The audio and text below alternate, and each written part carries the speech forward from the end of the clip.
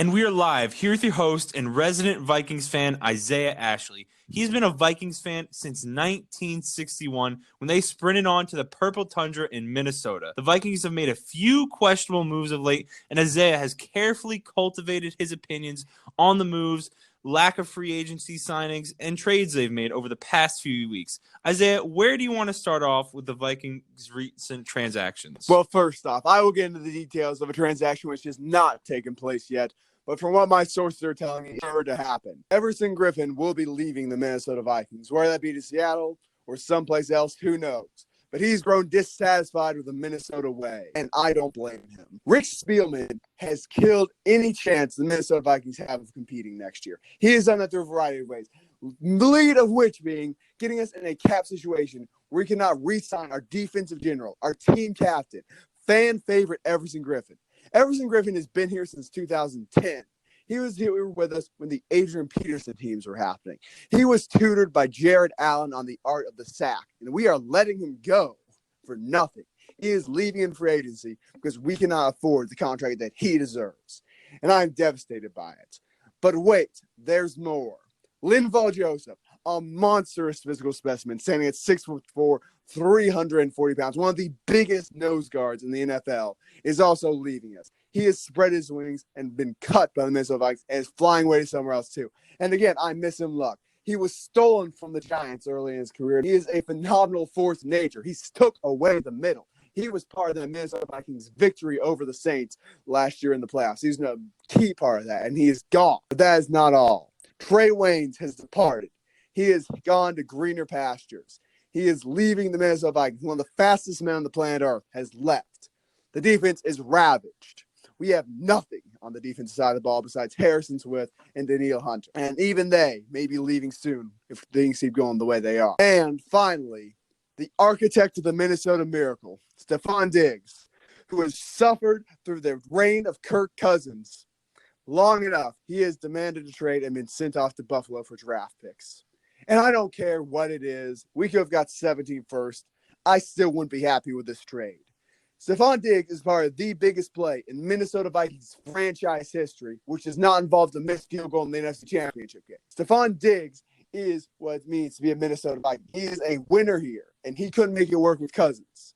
So instead of keeping the winner, instead of keeping the guy who's responsible for your franchise's greatest moments, you let him go to the Buffalo Bills. But wait, someone didn't leave. We re-signed Kirk Cousins for another 2 years. I can't stand Kirk Cousins. No one in the Minnesota fan base can stand Kirk Cousins. He won one playoff game with one of the most lucrative contracts for a quarterback in the NFL, and we've given him more money. He got blasted in the 49ers game. He got blasted against winning teams. He got blasted in prime time if he wasn't playing the Redskins. Kirk Cousins is not a high-caliber NFL quarterback, but we are paying him like one. We are paying him to stay here and continue to suffer as Minnesota Vikings fans. Fifth highest paid quarterback in the NFL. And maybe the 12th best. That's generous. We can't win with him. He can't win big games. And if you wanted more proof that the Minnesota Vikings do not care about winning, I point you to nowhere else but the Minnesota Vikings offensive line. They still have Riley Reeve. They still have Pat Evelyn. They have signed Dozier, and it looks like he's going to start on a $1 million contract. A $1 million contract. Permanent graduate Dakota Dozier is going to be the starting guard for your Minnesota Vikings. And great, I love he went to Furman, but he is not worthy of starting on offensive line in the NFL. He's just not that good. Is he a good Kirk dude? Cousins has gotten no help. And you know what? He doesn't deserve help. He's a bum. He's had his help sent away. He's alienated his help. But I can't help but think that if the Minnesota Vikings are truly trying to win, if the GM sees something that we don't as fans, he'd at least give Kirk Cousins something else. Dalvin Cook is going to be hit in the backfield every single play of next season. Adam Thielen is not going to be able to get the ball because Kirk Cousins will be on his back. Kyle Rudolph is going to be forced to block every play, so Kirk Cousins has more than 1.5 seconds to throw the ball. The Minnesota Vikings have committed genocide on their fan base's hopes of winning next season. From where I'm standing now, we are going to win roughly 5 games and be miserable like always. Do you think the Vikings are going to be taking a receiver with that first-round pick that they got for No, Diggs? they won't take a receiver. Although, knowing the Minnesota Vikings, they will probably take a bust like Laquan Treadwell again. But no, we're going to take another cornerback because that's what Mike Zimmer does. We take cornerbacks in the first round. We need offensive lineman. Nah, there's a cornerback I like. Oh, are you sure he wasn't that great? No, he's a cornerback. Really? No, we want cornerbacks. And even if we do draft a wide receiver, which I don't want us to, our last 2 first-round wide receivers have been a kick returner in Cordell Patterson and Laquan Treadwell. So I have no faith in this team's ability to draft wide receivers. But no, we should draft a lineman. We maybe should draft a receiver, but we're going to draft a defensive back because that's just how things are. I mean, Trey Waynes wasn't even that good. You kind of talked about him leaving, but Trey I think Waynes was the best. he wasn't as bad. He wasn't as bad as Rhodes. I'm glad you mentioned Xavier Rhodes because I'm going to talk about him for a second. If there is one shred of decency it is Xavier Rhodes is no longer a Minnesota Viking. He is gone. He has been cut. Ties have been severed. And, in college, there's this saying that there's always a cornerback in the touchdown pictures. Like, there is a consistently a cornerback who gets beat in college. You see that all the time with Clemson, with LSU. They always have a weakest link at cornerback. Xavier Rhodes is that, but he wasn't even in the touchdown picture. He was so far away from the ball.